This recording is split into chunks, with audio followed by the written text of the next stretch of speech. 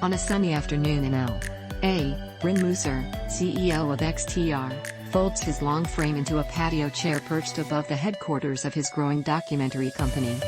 His green eyes scan the hilly enclaves of Silver Lake and Los Feliz, spotting landmarks, the Griffith Observatory in the distance, Hyperion Avenue below. He points down the slope. This is the Gelsons right there, where Walt Disney bought that piece of land and built the first Disney studio. Mickey Mouse and Snow White were created in what's now a parking lot. His index finger inches west along the horizon, indicating bungalows with pitched roofs. You can see the top of that house right there.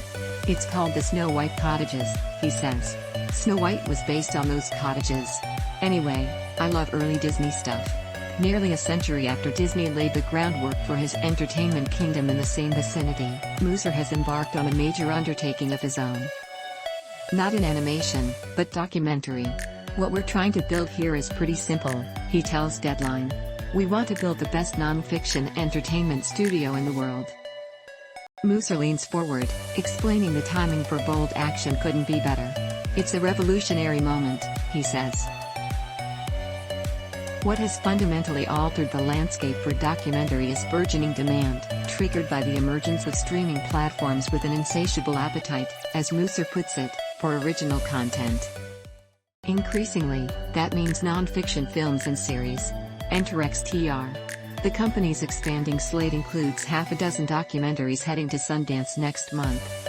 And it's got multiple Oscar contenders this year with, among others, Ascension, Faya Dayi, Homeroom, Bring Your Own Brigade, Rebel Hearts, Try Harder, and Ailey.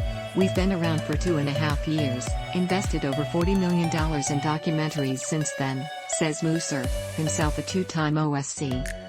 So far, 80 projects. Other documentary-driven outfits are ramping up production too. What makes XTR different is independent access to capital, no need to wait for a streamer to buy a project. When we're taking a project from the ground up, we're investing ourselves or we find a partner to invest through us, Mooser notes, citing as an example its upcoming docuseries on Magic Johns. We went to our friends at Slate Ventures who are investors, and they invested. That model, I think, is very exciting because it means that you're able to move quickly, tell stories fast and not the traditional route, going out to the platforms, pitching, waiting to hear back.